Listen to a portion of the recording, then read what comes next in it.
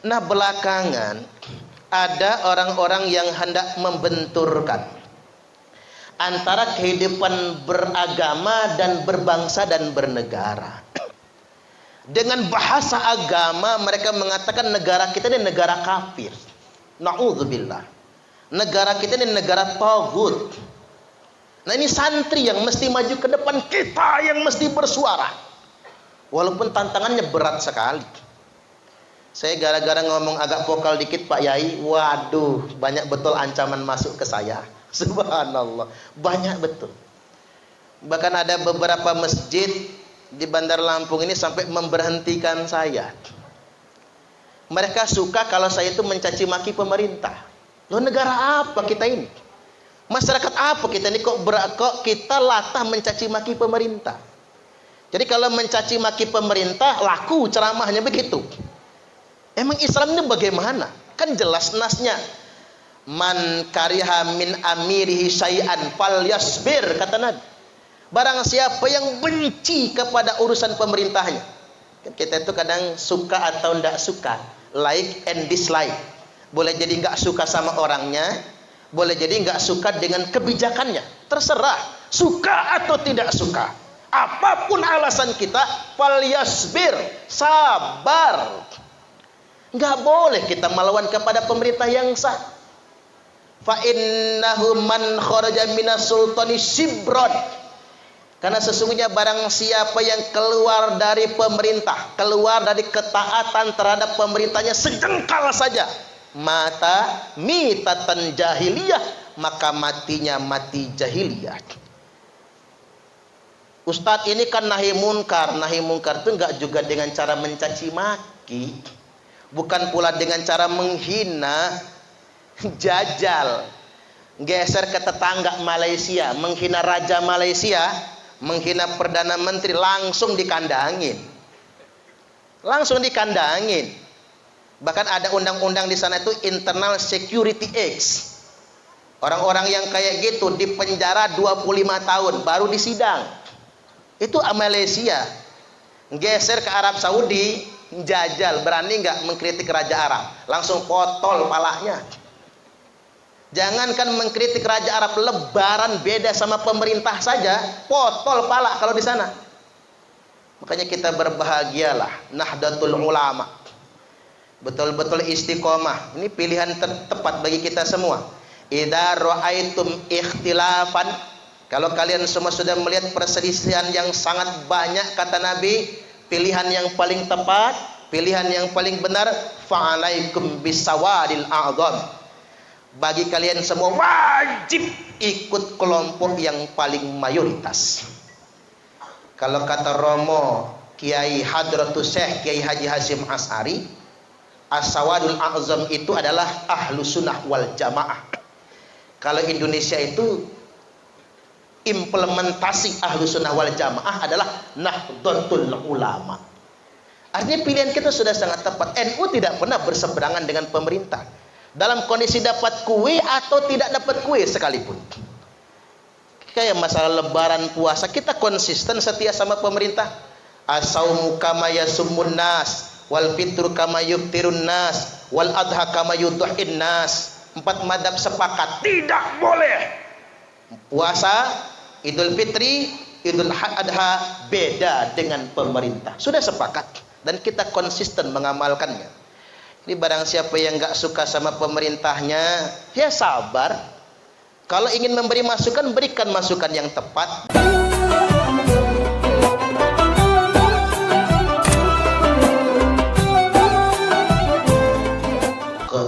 Amma ba'du. Pertama, ila hadratil kiram al-maghfurlah Abah Kiai Haji Muhammad Sobari. Semoga beliau senantiasa dimuliakan oleh Allah Subhanahu wa ta'ala. Selanjutnya yang saya hormati Umi Nyai Hajah Fatimah Semoga beliau sehat selalu dan panjang umur, menjadi keramat bagi kita semua, dan semoga keridhaan beliau atas kita semua menjadi sebab kemudahan segala urusan kita dunia sampai akhirat. Allahumma amin. Selanjutnya yang saya hormati guru saya Bapak Dr. Andes Kiai Haji Basaruddin Maisir, minta izin saya, baik, sudah lama terpakai, jadi baterainya sudah mulai melemah, karena diganti. Minta izin saya berbicara di atas dan di depan beliau. Yang saya hormati guru saya Bapak Kiai Haji Abdul Basit, juga saya minta izin sama beliau tidak sopan bicara di depan dan di atas. Selanjutnya yang saya hormati Gus Lutfi Khalilur Rahman yang ganteng, manis ya,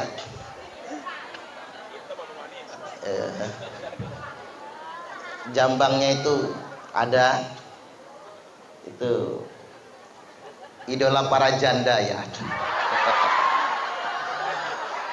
Allahu Akbar.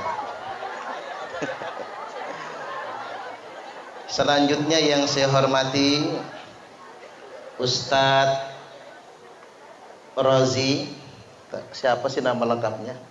Muhammad Rozi ya. Sampai hari ini masih bujang ting-ting. Jangan-jangan jodohnya Ayu Ting Ting lagi ya. Subhanallah, luar biasa. Kita doakan semoga beliau segera mendapatkan jodoh. Kalau bisa Nisa Sabian lah ya. Allahu Akbar. Selanjutnya para kiai, para asatidz yang tidak dapat saya sebutkan satu persatunya, Dewan Guru, Dewan Asatidz Pondok Pesantren Al-Hikmah Bandar Lampung. Selanjutnya yang saya hormati dan yang kami banggakan, yakni santriwan santriwati para khotimin yang sudah hatam juz 30. Mudah-mudahan istiqomah melanjutkan hafalannya, dan mudah-mudahan Allah tetapkan sebagai ahlul Quran. Allahumma amin. Hadirin wal hadirat rahimakumullah. Pada kesempatan kali ini adalah sebuah kehormatan bagi saya hadir di sini untuk ngaji bersama. Hanya saja ngajinya ngaji biasa saja, ngaji ceramah biasa ya. Jangan yang berat-berat. Kalau yang berat-berat ya Kiai Abdul Basit tugasnya. Kalau saya tugasnya yang ringan-ringan saja. Ma'asyiral hadirin wal hadirat rahimakumullah. Buat anak-anak santriwan santriwati, pesan pertama yang hendak saya sampaikan bahwasanya Anda memilih mondok ini sudah merupakan pilihan yang sangat tepat. Mengapa demikian? Yang pertama, orang tua sudah menunaikan kewajiban. Perintah dari Allah Ta'ala, qu anfusakum wa ahlikum nara. Implementasi menyelamatkan diri dan keluarga dari api nerakanya Allah Ta'ala, ini bukti konkretnya memasukkan anak ke pondok pesantren. Ditambah lagi semua biaya yang dikeluarkan orang tua demi anaknya mondok, dilipat gandakan pahalanya. Sampai-sampai disebutkan oleh Al-Imam As-Suyuti dalam kitab Bughyatul Mustarsidin, Nyebut kitabnya aja susah. Bughyatul Mustarsyidin. Disebutkan bahwasanya wawahidatun bitis'i mi'ati alfin. Biaya yang dikeluarkan untuk belajar ini untuk anak-anaknya mendalami ilmu agama dilipat gandakan hingga 900.000 kali lipat. Ini jauh lebih besar daripada biaya yang dikeluarkan untuk menafkahi kedua orang tua. Kalau untuk orang tua itu kan bimi'ati alfin, 100.000. Makanya kalau Anda jadi orang sukses, jangan pelit sama orang tua. Orang bijak berkata, perlakukan orang tuamu seperti raja, maka rezekimu pun akan seperti rezeki para raja. Tapi awas, kalau engkau memperlakukan orang tuamu seperti pembantu, maka rezekimu pun akan seperti rezeki pembantu. Nah, nafkah yang kita keluarkan untuk berbakti kepada kedua orang tua dilipat gandakan pahalanya sampai 100.000 kali lipat.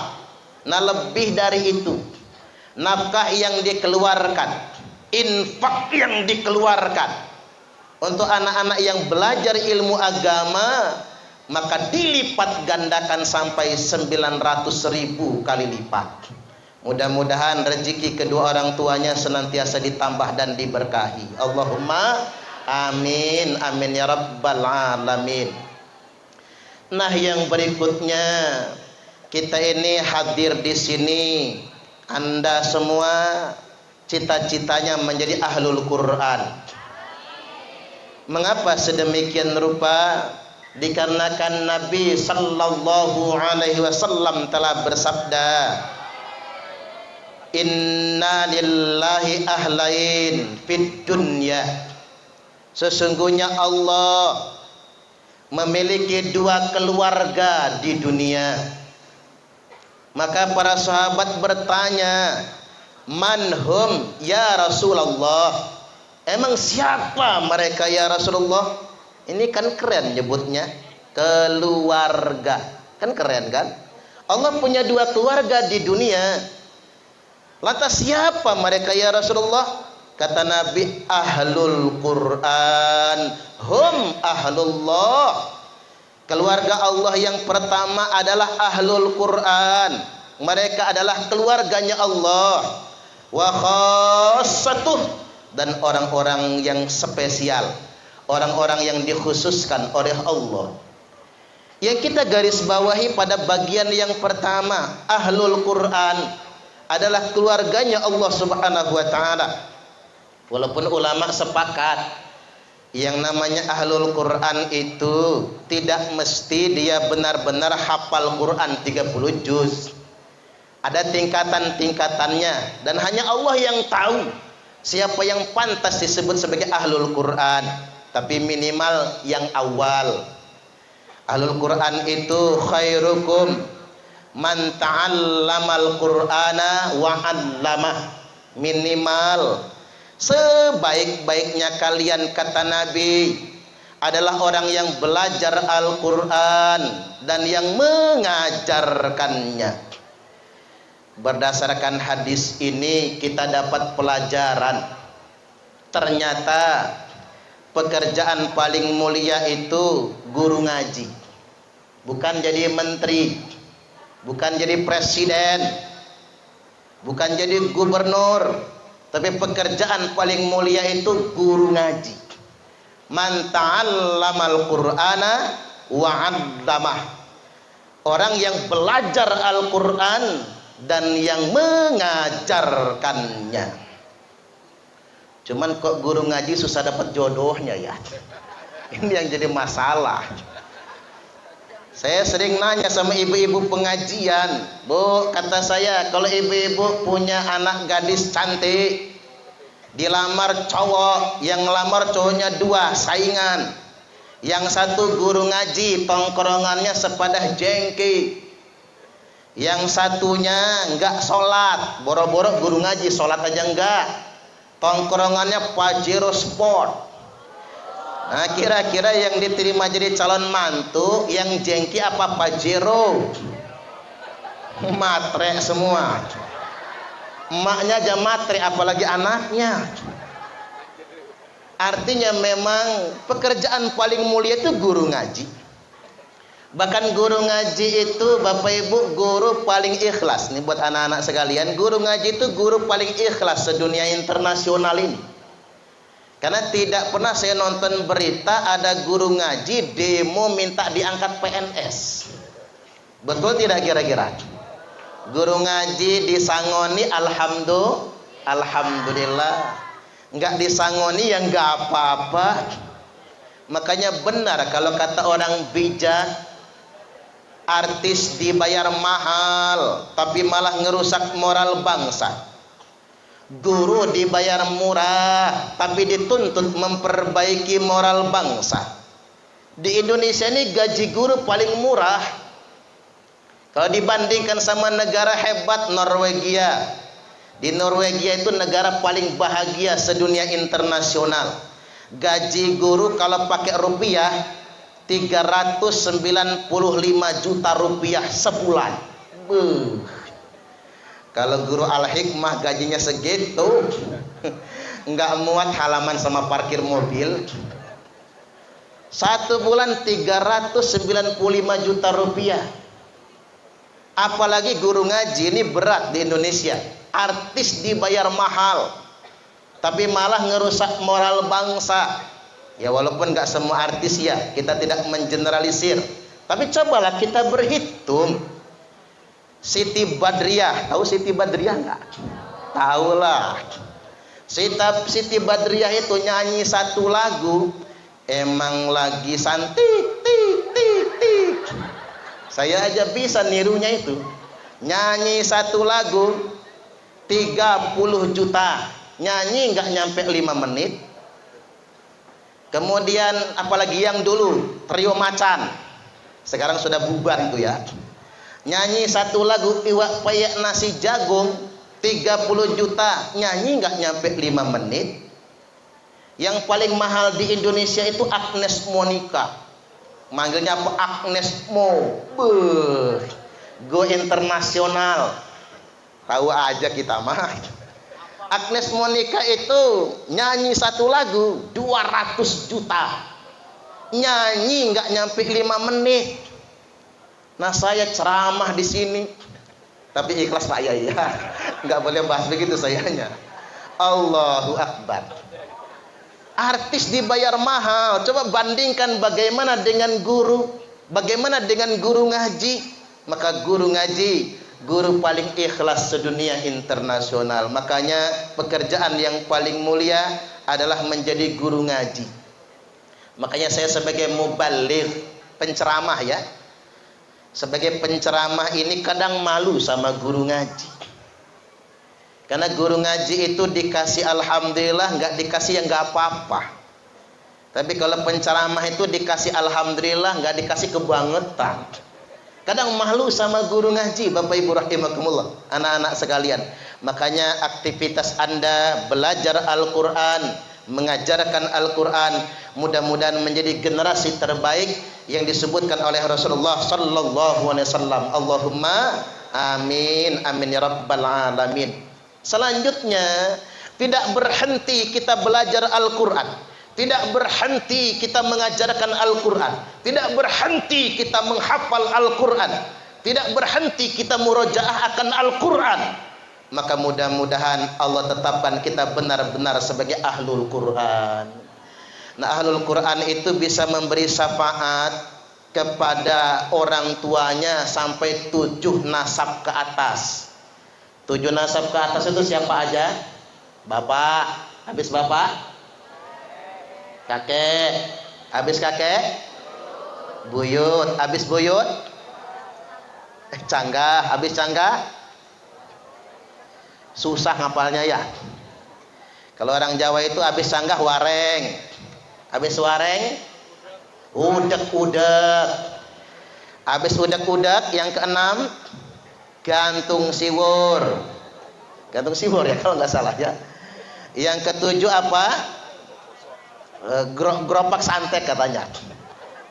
Coba kita ulang lagi. Nomor 1 bapak, habis bapak kakek, habis kakek buyut, habis buyut canggah, habis canggah wareng, habis wareng udek-udek, habis udek-udek gantung siwur. Ulang lagi sekali lagi biar nggak ngantuk. Bapak, habis bapak kakek, habis kakek buyut, habis buyut canggah, habis canggah wareng, habis wareng udek-udek, habis udek-udek gantung siwur. Yang ke-8 geropak santet, yang ke-9 debok bosok, yang ke-10 galih asem. Jadi buat anak-anak sekalian, Anda nanti yang akan pasangkan mahkota di kepala kedua orang tua di surga nantinya, di yaumil mahsyar nantinya, dan Anda bisa memberikan syafaat sampai 7 nasab ke atas. Allahumma amin, amin ya rabbal alamin. Jangan pernah berhenti untuk belajar Al-Quran, jangan pernah berhenti untuk menghafal Al-Quran. Walaupun keren tadi itu IPA tahfiz, ini keren betul Pak Yai. Artinya di samping menghafal Al-Quran, ilmu-ilmu dunia juga kita pelajari. Sekarang keren, karena yang masuk fakultas kedokteran Unila itu banyak yang dites hafalannya. Ada yang hafalan Alfiyah Ibnu Malik. Bahkan saya ketemu temannya Gus Lutfi juga ya, Ustadz Rizal ya, dosen Unila, doktor teknik sipil, hafal Quran 30 juz. Yang jelas orang NU ya. Jadi dosen teknik sipil Unila masuk tes pegawai negeri tanpa sogokan, hafal Quran 30 juz, anak seorang kiai dan mantunya seorang kiai. Ini kan luar biasa. Jadi tepuk tangan. Jadi sekarang sudah bukan lagi tren ke belakang. Orang dulu mah takut nyantri, takut nggak dapat kerjaan. Bahkan kalau zaman dulu itu orang-orang pondok terkesan katro. Pulang dari pondok ngelihat anak SMA bahasa Inggris, what is your name? My name is Suparman Abdul Karim. Anak pondok nggak kalah saingan. Aro'aitalladzi yukadzibu biddin. Fadzalikal-ladzi yad'ul yatim wa la yahuddu 'ala ta'amil miskin. Kata anak SMA, hebat anak pondok, bahasa Arabnya fasih. Ya iyalah bahasa Arab juga itu. Dulu mah begitu. Sekarang anak pondok bisa semuanya. Makanya apalagi zaman sekarang, tantangan semakin berat. Justru SDM yang dibutuhkan itu yang berlatar belakang pondok pesantren. Bahkan kepolisian mulai menyadari yang masuk akpol itu mestinya anak-anak pondok, karena ya biar bisa berdebat sama teroris. TNI mulai menyadari itu, Pak Jenderal Dudung itu benar-benar menyadari betapa pentingnya TNI itu alumni pondok pesantren, biar bisa berdiskusi langsung. Di satu sisi dia santri, di sisi yang lain dia pembela NKRI. Ini penting karena ini tantangan di abad modern. Baik, pada kesempatan kali ini buat para santri sekalian, saya hendak menyampaikan 3 pesan pokok buat Anda semua untuk menegaskan kembali bahwasanya mondok di Al-Hikmah adalah pilihan yang sangat tepat sekali. Yang pertama pesannya, kita berhadapan dengan tantangan moralitas. Andai kata Anda tidak mondok, hidup ini kan tergantung pergaulan. Dunia di luar itu sangat mengkhawatirkan bagi kita semua. Ini mohon maaf betul, ini bahasa internal ya, karena bahasa ini nggak boleh sembarang diucap karena kurang baik didengar. Hasil laporan Komnas PA, Komite Nasional Perlindungan Anak Indonesia, sudah lama sebetulnya, tahun 2014 yang lalu, ya Anda masih kecil-kecil lah. Di tahun itu dilaporkan bahwasanya sebanyak 62,7% remaja Indonesia sudah tidak perawan lagi. Nggak usah khawatir, Anda masih kecil-kecil, itu masih seuprit, nggak masuk dalam data survei.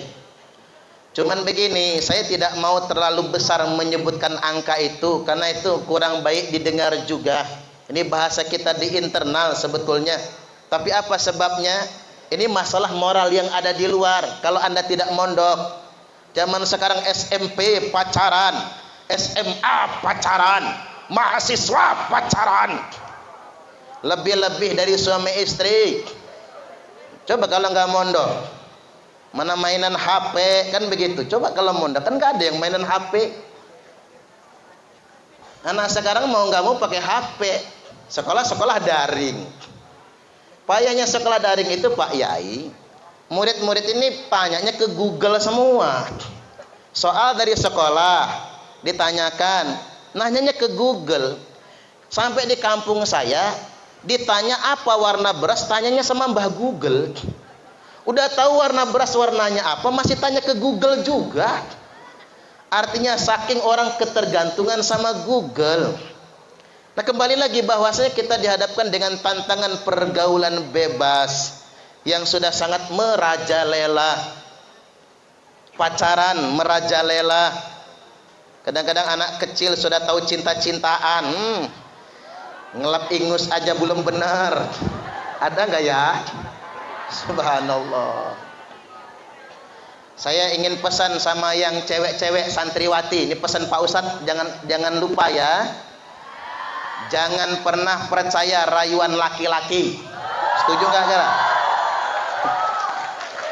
Karena laki-laki itu banyak modusnya. Modus laki-laki itu ada 3 macam. Pengen tahu nggak? Pengen tahu aja apa tahu banget? Tahu banget. 1, modus mukhaffafah. Itu modus apa najis ya? 2, modus mutawassithah. 3, modus mughalladhah.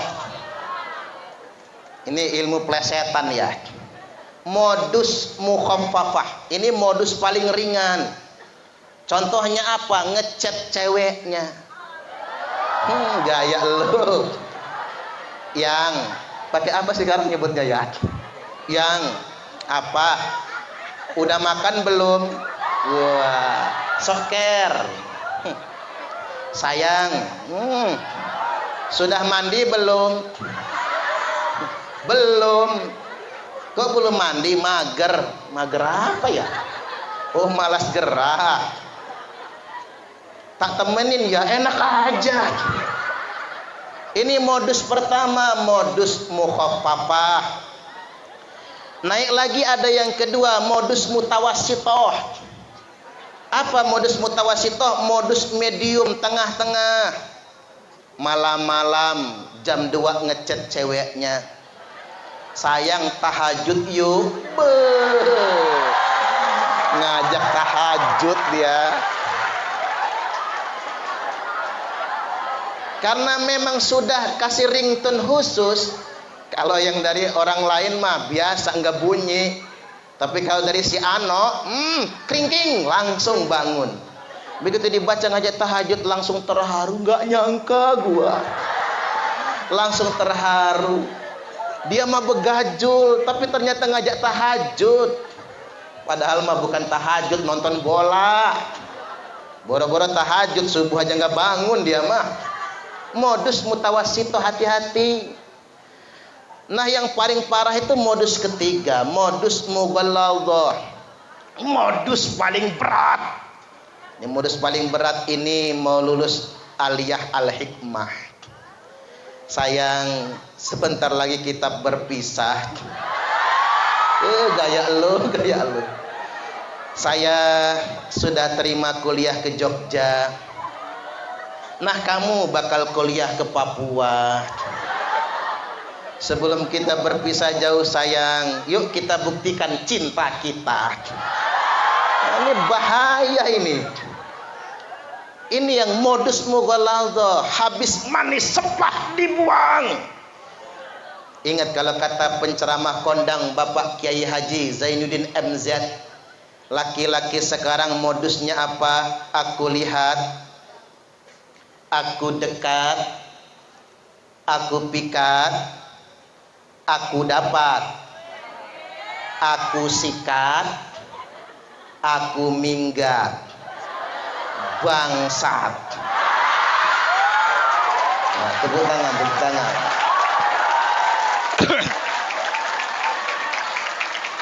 Sudah, sekarang jangan pikir cinta-cintaan, fokus belajar, fokus menghafal Al-Quran. Yang salafiyah kitabiah, fokus belajar. Tingkatkan kualitas Anda sehingga Anda betul-betul menjadi generasi yang diharapkan oleh bangsa. Nah, buat yang cowok-cowok, santriwan juga Pak Ustadz ingatkan, tingkatkan kualitas diri Anda. Karena wanita di zaman now nggak perlu cowok ganteng, ya bayar, nggak perlu cowok ganteng, yang penting bertanggung jawab. Setuju nggak kira-kira? Kalau Anda sukses, mau tampangnya bopeng nggak kelihatan bopeng, yang penting duitnya bro. Nah, setuju kan? Iyalah, buat apa ganteng tapi bokeh? Kalau cuman modal ganteng, jodohnya paling bakso gigi. Itu kalau yang ganteng doang modalnya. Tapi kalau Anda berkualitas, itu yang dibutuhkan sebetulnya.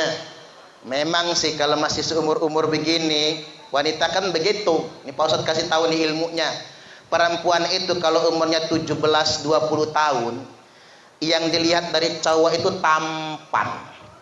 Memang umurnya. Makanya wajar kalau seumur Anda ini koleksi foto Lee Min Ho.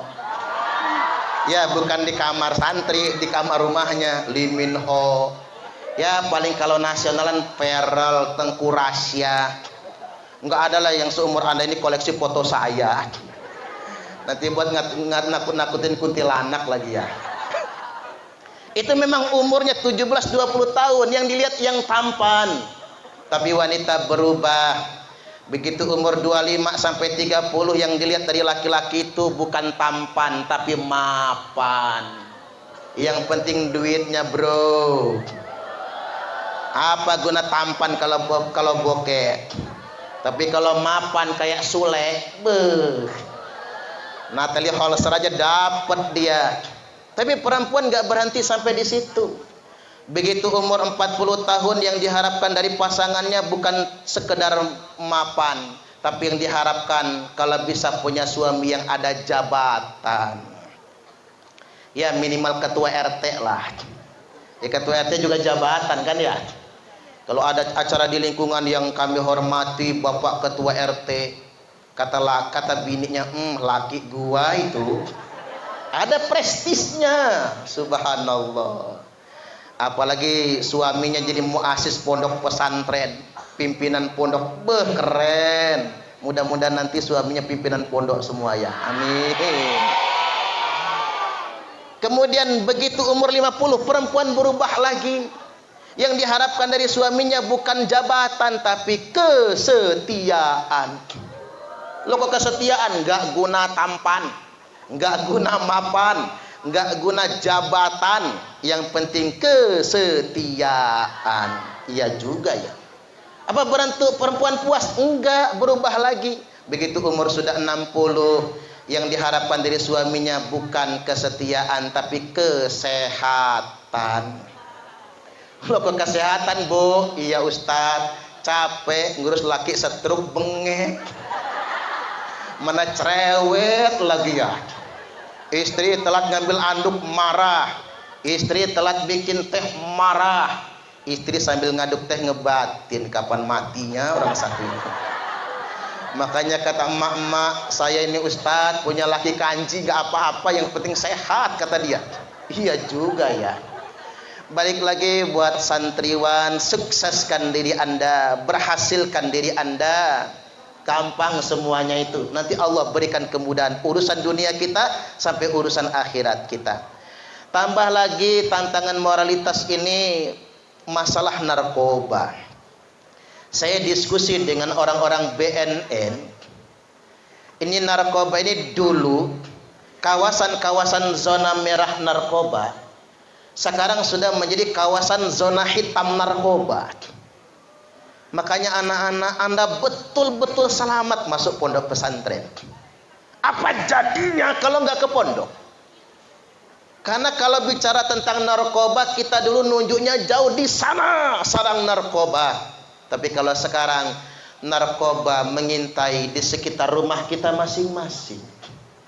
Bahkan di kota Bandar Lampung ini, narkoba itu mulai dari anak SD sudah pakai narkoba. Ini yang mengkhawatirkan, anak SD pakai narkoba. Saya meruqyah anak kelas 5 SD, dibawa ke rumah.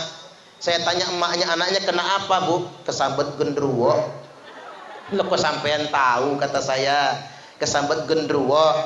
Ini sebenarnya ustadz, kata dia, sudah diruqyah 10 kiai 15 ustadz. Cuman gak mempan. Ntar dulu, saya minum dulu. Kok kayaknya ngelak ya.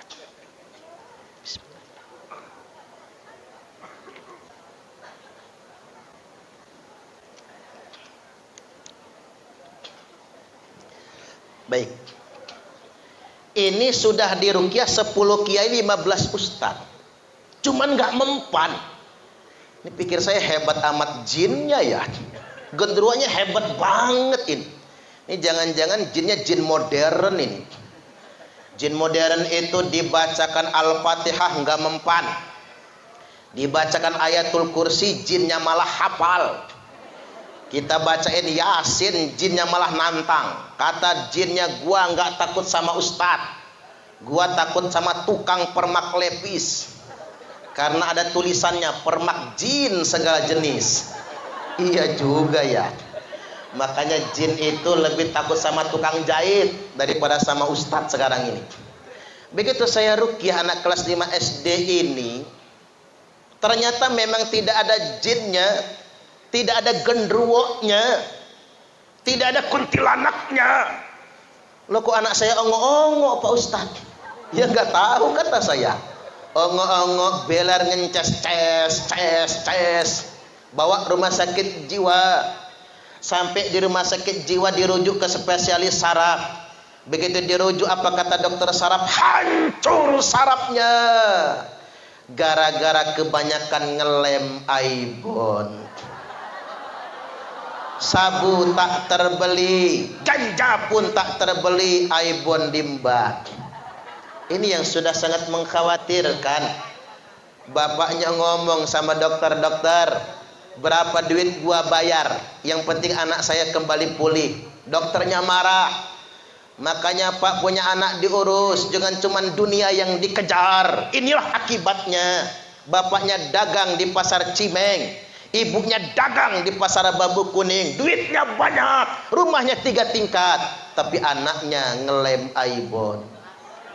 Nggak bisa lagi diperbaiki. Saraf yang sudah terlanjur putus tidak bisa diperbaiki, tidak bisa direhabilitasi. Kata dokter solusinya paling minum obat penenang rutin biar dia nggak ngamuk-ngamuk. Coba kita lihat di penjara lapas narkoba, sudah sedemikian rupa. Di lapas perempuan itu separuh lebih pengguna narkoba. Walaupun enak ceramah di lapas perempuan itu, ceramah paling enak malah. Ceramah 3 jam gak ada yang ngantuk, malah matanya melotot semua. Saya tanya ibu-ibu, mbak-mbak ngapa matanya mendelik semua? Mohon maaf Pak Ustadz, kami di sini jarang lihat laki-laki. Sekali ngelihatnya Pak Ustadz, kata mereka. Subhanallah. Makanya saya pede banget kalau ceramah di sana. Ini lapas narkotika itu sudah over kapasitas. Ada yang di sana yang beler, ada yang ngences. Saya bingung nyambung enggak diceramahin itu. Ini yang sudah terlanjur. Makanya pilihan yang paling tepat agar kita semua selamat dari pergaulan bebas adalah mondok. Apalagi zaman sekarang ini narkoba itu sudah lintas profesi. Semua sudah kena. Oknum anggota polisi tertangkap narkoba banyak, malah Kapolsek yang ditangkap. Oknum anggota TNI setingkat kolonel, sebentar lagi jenderal tertangkap narkoba. Bupati di Sumatera Selatan tertangkap narkoba. Anggota DPRD ya di Lampung juga tertangkap narkoba. Jaksa tertangkap narkoba. Hakim Pengadilan Negeri Lampung Barat tertangkap narkoba. artis banyak. Saban hari berita di televisi begitu, ustaz belum ada. Enggak ada. Kalau ustaz pakai narkoba bahaya juga ya. Pantasan ceramahnya enggak capek-capek. Ternyata jamunya sabu-sabu misalnya. Allahu akbar, na'udzubillah. Jadi yang pertama, tantangan moralitas. Pilihan terbaik adalah kita mondok. Mudah-mudahan kita selamat dunia sampai akhirat nantinya. Allahumma amin, amin ya rabbal alamin. Yang kedua sekarang, kita dihadapkan dengan tantangan intelektualitas. Nabi sallallahu alaihi wasallam telah bersabda, maaf, bukan sabda Nabi ya, lebih kepada perkataan Al-Imam Asy-Syafi'i rahimahullah yang dinukil oleh Al-Imam Al-Baihaqi dalam kitab Manaqib Imam Asy-Syafi'i. Disebutkan bahwasanya man arada dunya fa'alaihi bil ilmi. Barang siapa yang menginginkan dunianya, maka wajib baginya dengan ilmu. Wa man aradal akhirata fa'alaihi bil ilmi. Barang siapa yang menginginkan akhiratnya, wajib baginya dengan ilmu. Wa man aradahuma, barang siapa yang menginginkan kedua-duanya, fa'alaihi bil ilmi, maka wajib baginya dengan ilmu. Ini tantangan intelektualitas. Sekedar ilmu enak, bisa nyomot kita di mana-mana, bahkan bisa nyuri di Google. Makanya orang belajar tanpa guru, nanti mati ditanya malaikat, guru kamu siapa? Syekh YouTube al-interneti, kiainya Kiai Haji Google, ustadznya Ustadz Facebook LCMA, yang nggak bisa dipertanggungjawabkan. Yang kita butuhkan tak sekedar ilmu, tapi sanatnya. Makanya buat anak-anak sekalian, Anda menghafal juz 30, tak sekedar juz 30-nya.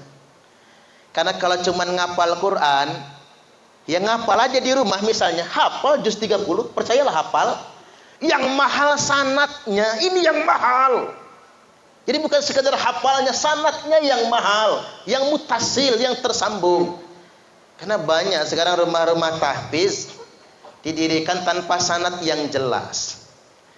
Bahkan ya di Wai Halim ya, kedoknya rumah tahfiz, nyari dana atas nama yayasan Abdurrahman bin Auf, ternyata untuk menggalang dana kepentingan terorisme. Ini kan berbahaya sekali.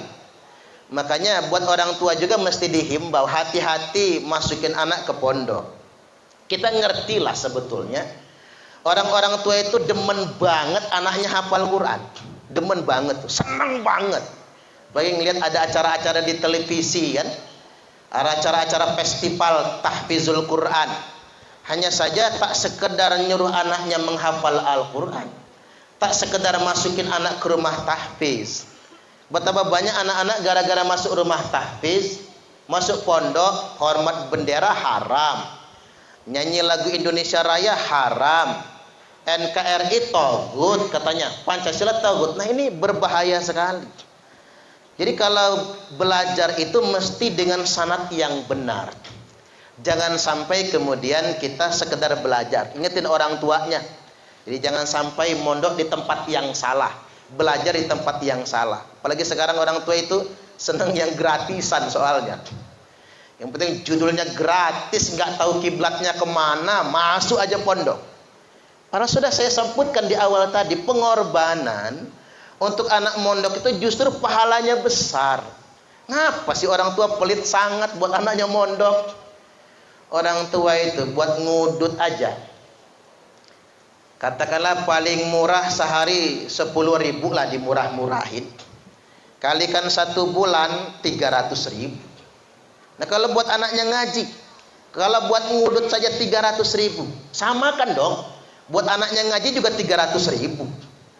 Nggak usah banyak-banyak murid guru ngaji, 20 orang aja, 20 kali 300.000 6 juta. Guru ngaji satu dapat 6 juta sebulan, langsung ngeridit agia. Kan keren, guru ngaji kemana-mana bawa agia. Ustadz saya nggak ngudut, kata bapaknya. Apalagi nggak ngudut, double 600.000. Kali 12 juta guru ngaji nggak jadi kredit Agia, langsung ngambil Innova. Artinya memang kadang-kadang kita buat kebutuhan kita yang biasa-biasa saja kita rela berkorban ini buat mondok. Makanya anak-anak, pilihan yang paling tepat, karena kita ini dihadapkan dengan tantangan zaman, tantangan media sosial, banyak orang bicara agama tanpa sanad yang jelas. Dan yang namanya belajar tidak boleh berhenti, karena yang bahaya itu yang belajarnya setengah-setengah. Baru tahu sedikit nyetir, ngebut, numbur. Baru tahu sedikit listrik, berani ngotak-ngatik instalasi listrik, kesetrum. Baru tahu dikit agama, berani berfatwa, sesat. Makanya ini saya bikin anekdot lah biar nggak ngantuk. Ini ada cerita ini. Ceritanya tukang cukur. Ada yang bapaknya tukang cukur? Oh, nggak ada di sini ya. Ini tukang cukur. Si nyukur rambut, dia ngomong sama yang dicukur, "Pak, mau tahu nggak apaan anak paling goblok di dunia?" "Lo siapa?" "Tuh di luar, Bejo namanya." Ada yang namanya Bejo nggak? Oh, nggak ada ya. Sudah milenial semua soalnya, generasi Z sekarang ya. Jadi Bejo, lo kok lo tahu Bejo anak paling goblok? Udah saya tes tiap hari, Bejo masih goblok juga. Emang kayak nggak mana ngetesnya? Nih Bejo anak kelas 5 SD, masih kecil memang. Emang kayak mana kamu ngetesnya? Yuk kita tes lagi. Memang hari ini belum dites. Dipanggil Bejo, "Jo, sini." Masuk Bejo. "Ada apa, Mang?" Sama tukang cukur ditawari. Di tangan kanannya uang 5.000, di tangan kirinya uang 1.000. "Pilih, Jo." Sama Bejo dipilih yang 1.000. Ketawa tukang cukur. "Nah kan Pak, Bejo memang paling goblok. Ada yang 5.000 tapi dia pilih yang 1.000. Iya juga kata yang dicukur. Selesai cukur rambut, dia keluar ketemu Bejo lagi, muncul rasa penasaran. "Jo, sini dulu," kata yang dicukur. "Ada apa, Om?" "Ini duit berapa, Jo?" 5.000, Om." "Yang ini 1.000. Gede yang mana, Jo?" "Ya gedean yang 5.000 lah, Om." Kata dia, "Masa gedean yang 1.000? Nah itu lo tahu, Jo. Ngapa kamu tadi pilih yang 1.000 bukan yang 5.000? Ketawa Bejo. "Oi Om, kalau itu mah, kalau gua pilih yang 5.000 berhenti mamang tukang cukur itu ngetesin saya. Tapi saya kalau pilih yang 1.000 tiap hari saya dites. Mending saya dapat 1.000 yang penting tiap hari daripada dapat 5.000 tapi sekali." Kata yang dicukur, "Oh, yang goblok bukan Bejo," kata dia. "Yang goblok tukang cukur." Artinya anak-anak rahimakumullah, itu kalau baru tahu dikit sudah berani memponis orang. Kita sering menggoblok-goblokkan orang, kita sering mengkafir-kafirkan orang, kafir balik ke kita. Kita sering membid'ah-bid'ahkan orang, bid'ah balik ke kita. Makanya orang yang baru tahu sedikit ilmu mudah mengkafirkan orang, mudah membid'ahkan orang. Makanya bahaya di zaman sekarang. Belajar ilmu sekedar nyomot sana sini. Ini ada anekdot lagi nih. Mukidi, tahu Mukidi enggak? Mukidi, ada nama bapaknya Mukidi? Maaf kalau adanya. Mukidi orang desa merantau nang Kuto. Sampai di kota Mukidi keliling kota, heran kok di kota rumahnya gede-gede. Enggak kayak di kampung rumahnya cilik-cilik. Sampai di kota Mukidi jalan-jalan ketemu kantor bank BRI yang gede. Di kaca bank ada tulisannya open. Kaget Mukidi. Masya Allah, open gede tenan. Nek opene sakmene kaya apa bolune, kata dia. Kebayang oleh Mukidi open bininya di kampung yang bisa dijinjing kemana-mana. Ini open di kota gede banget.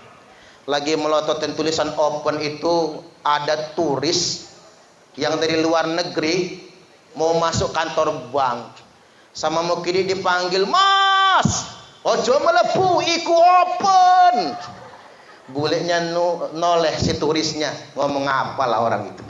Masuk aja ke dalam, ditungguin sama Mukidi, pengen tahu keluar jadi apa tuh orang. Begitu keluar setengah jam kemudian, bukan turis yang tadi yang keluar. Yang keluar negro yang dari Afrika. Begitu keluar kata Mukidi, welah dalah mas wis tak kandani mau gosong awakmu. Oi Mukidi. Artinya sedikit tahu tapi sok tahu itu bahaya. Makanya semakin dalam kita belajar ilmu, maka semakin sedikit kita mengingkari orang lain. Semakin dalam kita belajar ilmu, kita akan semakin tawadhu. Baik, saya minum dulu sebelum dilanjutkan.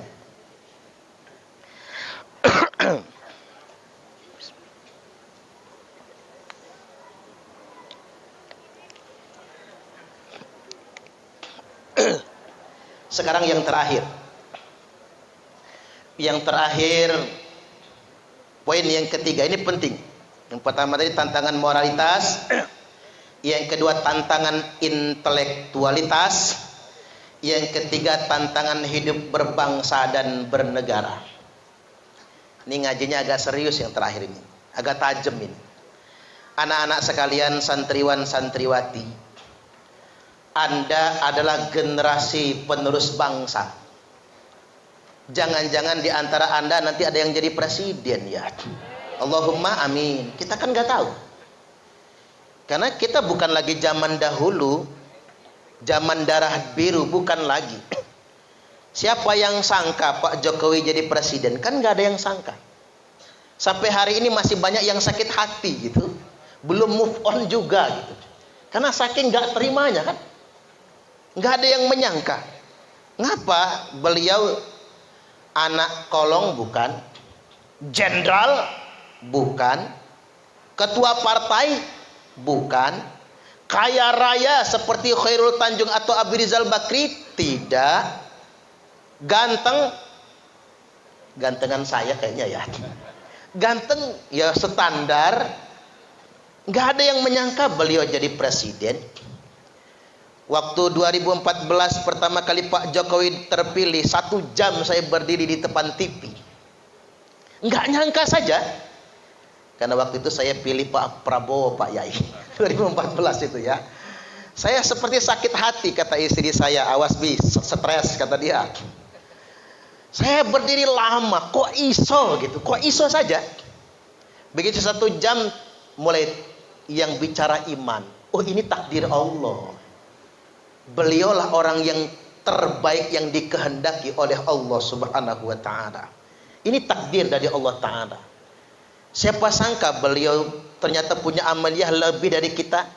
Beliau rajin tahajud, rajin puasa Senin Kemis, dan beliau itu ibundanya dalam 1 hari, Ibunda Sujiatmi itu baca surah Al-Ikhlas 1000 kali.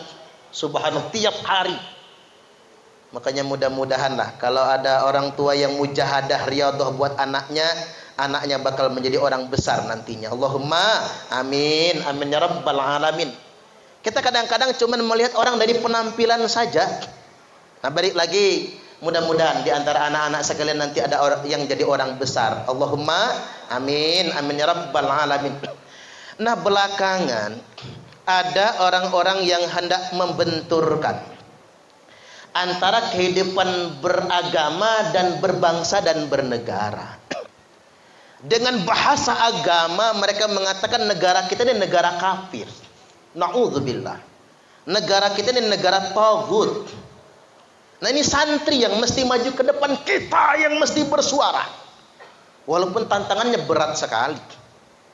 Saya gara-gara ngomong agak vokal dikit Pak Yai, waduh banyak betul ancaman masuk ke saya. Subhanallah, banyak betul.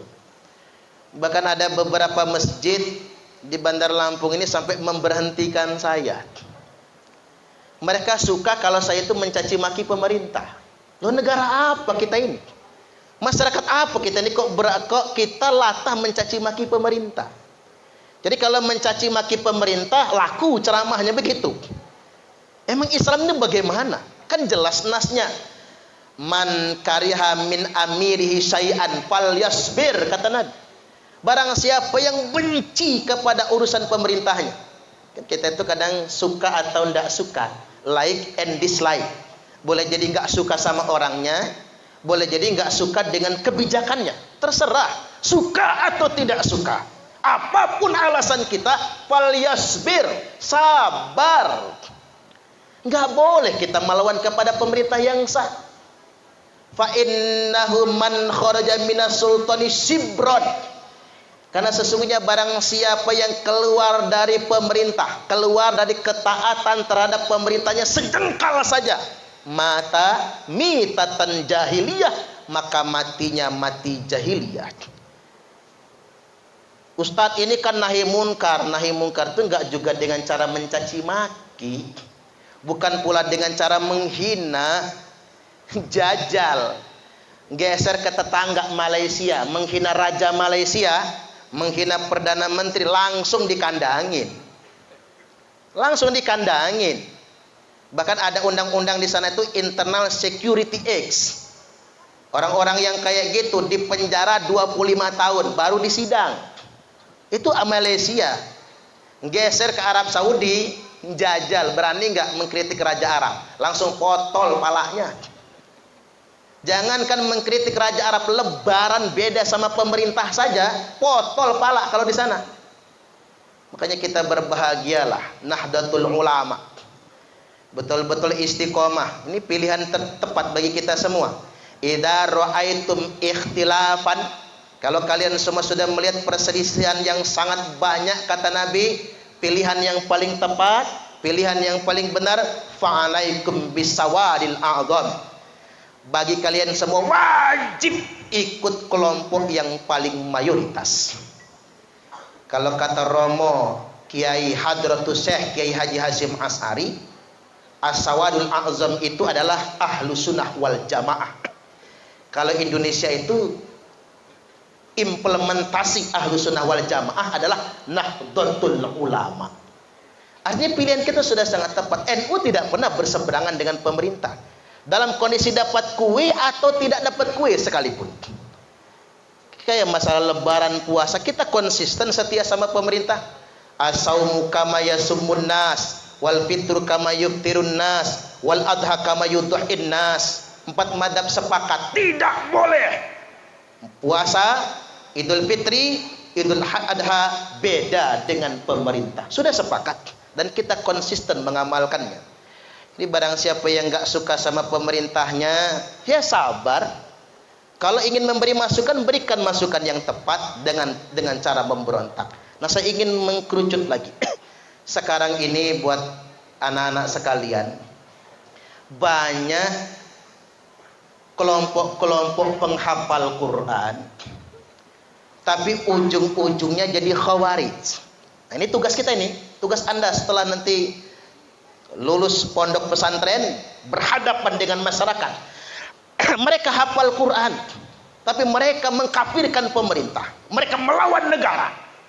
Ini sudah ada cikal bakalnya. Dulu Abdurrahman bin Muljam, khawarij yang membunuh Imam Ali, hafal Quran 30 juz. Kalau stylenya islami banget, jidatnya nganti kapalan. Maaf Ustaz Roji tadi kapalan giretnya ya. Maaf Ustaz. Untuk orangnya lagi ke belakang ya. Saya takut diplototin sama Ustaz Roji nanti ya. Ya nggak salah. Saya bukan menyalahin jidatnya gitu. Karena orang yang jidatnya hitam kan ada beberapa macam. 1 karena rajin sujud, kapalan. 2 waktu sujud diurak-urak, kapalan juga. 3 kejedut tiang listrik, jedut ya hitam juga. Yang 4 diketok bininya pakai wajan karena ketahuan kawin lagi, celenting, hitam juga. Yang 5 disedot pakai alat bekam, ya hitam juga. Jadi stylenya saking rajinnya sujud. Kemudian katul lihyah, janggutnya lebat, ngejreng. Tapi saya nggak mengatakan yang janggutnya lebat teroris ya, bukan itu maksudnya. Ya pakai janggut juga sunnah, Nabi menyukai janggut. Tapi janggut jangan ngejreng, jangan berantakan, tapi dirapihkan sedemikian rupa. Ada ulama yang berpendapat sekepalan tangan itu yang lebih baik. Kemudian yang berikutnya mukul itu tiap. Nah, Ustaz Razi datang kan? Tapi udah dengar tadi. Mukul itu tiap apa tuh? Menggulung ya, menggantung setengah betis, cingkrang. Saya juga agak prihatin ini, biar banyak yang nonton juga lah ya. Di Bandar Lampung ini, di Lampung ini banyak PNS cingkrang sekarang. Saya kan ngisi di beberapa kantor, tak lihat pada cingkrang gitu. Kalau saya khutbah itu kayaknya sinis banget sama sayanya gitu. Saya heran juga kalau saya jadi gubernur tak marah semua itu. Karena itu merusak uniform, seragam PNS. Karena Nabi itu yang cingkrang itu bukan sirwal. Sirwal kan daleman kan? Bagi Nabi itu, yang cingkrang itu kalaupun mau cingkrang, ya sarung izar dong, atau komisnya, kemeja panjangnya, bukan celananya. Ini celana doang, tanpa izar, tanpa komis. Keluar ke masjid, sholat, pakai celana cingkrang, baju kaos oblong persis Pak Tani mau nyangkol di sawah. Itu kan nggak pada tempatnya. Nah ini kan santri kalau ngomong itu penting.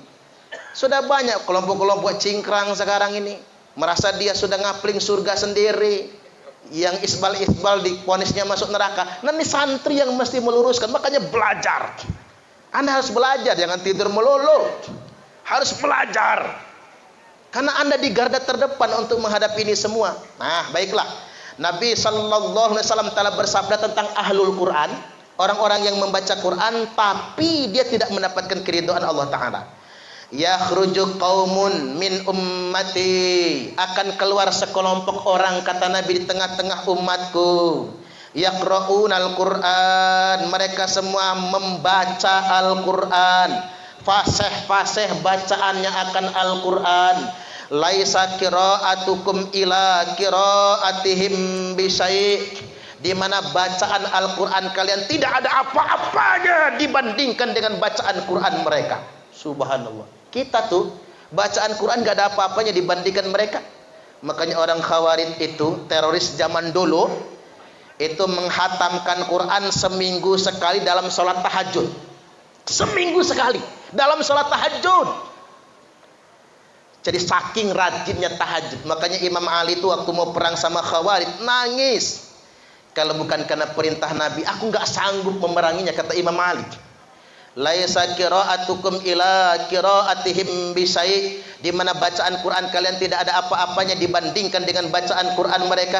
Wala salatukum ila salatihim bisyai', salat kalian tidak ada apa-apanya dibandingkan dengan salat mereka. Ke masjid paling awal, tahajud tiap malam. Wala siyamukum ila siyamihim bisyai', puasa kalian tidak ada apa-apanya dibandingkan dengan puasa mereka. Dalam matan yang lain disebutkan begini, yahkiru ahadukum amalahum min amalihim, salah seorang di antara kalian pasti minder kalau membandingkan amalnya dengan amal mereka semua. Tapi kata Nabi, jangan pernah minder. Fa idza kharaju faqtuluhum, apabila mereka sudah keluar, perangi mereka. Tsumma idza kharaju faqtuluhum, sungguh apabila mereka sudah keluar, perangi mereka. Sungguh apabila mereka sudah keluar, perangi mereka. Dalam hadis ini disebutkan 3 kali. Dalam nas yang lain disebutkan sampai 20 kali. Nabi itu nggak pernah mengulang-ulang perkataannya kecuali atas sesuatu yang sangat penting sekali. Nah, kelompok-kelompok beragama takfiri begini, yang dikit-dikit ngomong bid'ah, dikit-dikit ngomong kafir, bahkan ingin memberontak kepada negara yang sah. Tugas santri memeranginya. Saya ambil contoh sederhana. Nambah lagi nggak apa-apa ya? Udah ngantuk belum? Nggak apa-apa. Ini buat santri, buat modalnya. Ambil dikit-dikit aja ini. Contoh begini anak-anak. Orang jualan khilafah. Siapa yang harus ngejawab kalau bukan santri? Kan jelas-jelas tidak ada satupun perintahnya dalam Al-Quran dan hadis untuk mendirikan khilafah. Tapi dijual sedemikian rupa, diperjuangkan seperti kebenaran, dibenturkan dengan kehidupan bernegara. Saya juga heran sekarang ini apa dengan bangsa kita ini. Bahkan mohon maaf betul, khilafatul muslimin, coba lihat pelangnya di mana-mana. Sampai satu kelurahan ada pelang mereka, jelas-jelas anti NKRI. Negara ini togut, pemerintahnya togut, ikut pemilu haram. Mereka bikin kampung khilafah di sana. Ada beberapa desa, Karanganom sampai Jati Agung bikin kampung khilafah dekat calon pondok kita Pak Yai. Mereka bikin kampung-kampung khilafah di sana. Tapi negara tidak bisa berbuat apa-apa. Saya tanya Pak polisi, Itu gimana mereka itu? Makin hari makin banyak saja. Apa kata Pak Polisi? Nggak ada undang-undangnya Ustadz. Mau pakai apa kita katanya? Subhanallah. Ini berarti yang harus berperang santri dong. Kita-kita nih yang harus perang. Para asatid, para penceramah di garda terdepan untuk meluruskan perkara ini semua. Padahal tidak ada perintahnya sama sekali. Kemudian contoh lagi, viral bendera hitam. Ngapa banyak orang takut untuk menyuarakannya? Padahal ada keterangan dari Imam Ali karamallahu aitumur rayatis sud. Apabila kalian semua sudah melihat bendera hitam dikibarkan, falzamul arda wala tuharriku aydiyakum wala arjulakum. Tetaplah di bumi kalian masing-masing, jangan gerakkan tangan kalian, jangan gerakkan kaki kalian, jangan ikut-ikutan mereka. Karena mereka itu kelompok bendera hitam palsu. Kita harus meluruskan. Bendera hitam itu muncul di kemunculan Imam Mahdi. Sebelum Imam Mahdi muncul, semua yang pakai bendera hitam palsu. Kalau kata Imam Ali, qulubuhum kazuburil hadid. Hati mereka keras seperti baja. Makanya nggak bisa diceramahin. Kalau nyeramahin santri mah enak. Nyeramahin mereka, bahaya. Saya ceramah di Metro, lapas kelas 2A, tanggal 26 Oktober. Lagi ceramah begini Pak Yai, dikejar sama napi teroris itu. Saya duduk aja di kursi begini. Ya kalau saya kabur malu lah. Masa kiainya takut sama teroris gitu ya. 10 langkah lagi mau sampai ke saya, alhamdulillahnya ada yang nyikat lehernya itu. Langsung ditangkap, cekek lehernya. Artinya mereka itu segitunya. Kalau kita luruskan, mereka malah bereaksi sedemikian rupa. Memang yang kita harus antisipasi itu yang belum terpapar, yang belum ikut-ikutan yang kayak gitu. Jadi sekali lagi ini tantangan kita dalam hidup berbangsa dan bernegara. Kita dihadapkan dengan kelompok-kelompok takfiri, di mana di Timur Tengah sudah goncang sampai hari ini. Dan goncangnya Timur Tengah selalu dimulai dari kelompok-kelompok yang mengatasnamakan agama untuk melawan pemerintah yang sah. Terakhir saya sampaikan sabda Nabi sallallahu alaihi wasallam telah bersabda, man khala'a yadan min ta'atin. Barang siapa yang melepaskan tangannya dari ketaatan kepada pemerintah yang sah, laqiyallaha yaumal qiyamati la hujjatalah. Dia akan ketemu Allah pada hari kiamat nanti tanpa hujah sama sekali.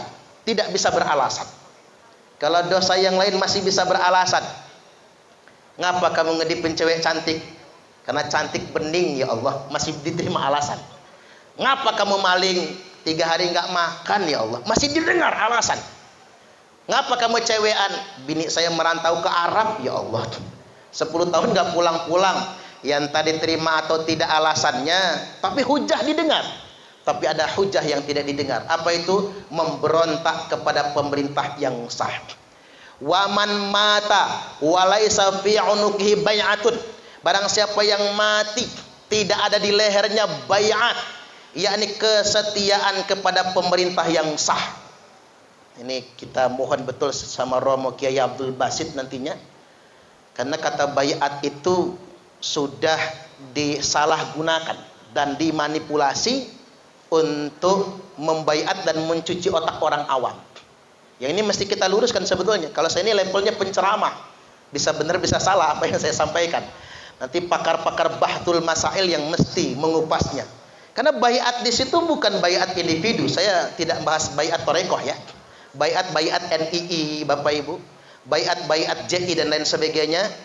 Jadi man mata walaisa fi unuki bai'atun. Barang siapa yang mati tidak ada di lehernya kesetiaan kepada pemerintah yang sah, mata mitatan jahiliyah, maka matinya mati jahiliyah. Jadi alih-alih ngelawan negara biar mati syahid, justru mereka mati jahiliyah. Karena apa? Maka mereka berbaiat dengan imam mereka dengan cara mengingkari pemerintah yang sah. Konsep mereka itu apa? Al-wala wal bara. Mereka berwala dengan Usamah bin Laden, tapi mereka mengkafirkan pemerintah di negara mereka. Mereka berwala dengan Abu Bakar al-Baghdadi, Kemudian mereka mengkafirkan pemerintah di negara mereka. Mereka berwala dengan Abdul Qadir Hasan Baraja, Khilafatul Muslimin, lalu mereka mengkafirkan pemerintah yang sah. Justru yang dikatakan hadis tersebut adalah orang-orang yang berlepas diri terhadap pemerintah yang sah, matinya mati jahiliyah. Terakhir, selain saya bahas Khilafatul Muslimin tadi, kemarin Pak Yai saya menceramahi 120 anggota JI Lampung yang dia bukan terduga teroris, belum tersangka, tapi masih bebas. Tetapi mereka ikrar setia dengan NKRI, melepas baiat. Bayangin, itu yang mau lepas baiat. Baiat di JI itu simple banget, salaman, sami'na wa ata'na. Maka terikat baiat dia. Kalau kayak Khilafatul Muslimin, NII, kemudian apalagi itu ISIS, kemudian Jamaah Ansarud Daulah, itu agak panjang baiatnya. Tapi kalau kerja itu singkat sekali. 120. Dan rata-rata yang berbaiat kerja itu orang kaya semua, rata-rata. Makanya kalau kata bahasa penegak hukum itu, JI itu bintang 5. Nah kalau JAD, anak buahnya Abu Bakar Ba'asyir, itu kaki 5-nya. Yang melarat-melarat itu, kalau JAD. Tapi JAD ini sumbu pendek, gampang marahnya, gampang ngebomnya, bom panci dan lain sebagainya. Nah artinya di Lampung saja 120 yang ikrar setia NKRI lepas baiat. Itu yang mau ngaku. Gimana dengan yang nggak ngaku? Ini tantangan besar. Makanya buat anak-anak sekalian, belajar yang tekun. Tugas Anda untuk menghadapi itu semua nantinya. Baik, demikian, mudah-mudahan ini semua bermanfaat. Sekali lagi kepada para masyayikh, para kiai, apabila ada kata-kata saya yang tidak sopan dan tidak berkenan, saya mohon dimaafkan. Ibu Nyai, saya mohon dimaafkan kalau ada yang tidak sopan. Mudah-mudahan ini semua bermanfaat. Saya akhiri, wallahul muwaffiq ila aqwamit thoriq. Wassalamualaikum warahmatullahi wabarakatuh.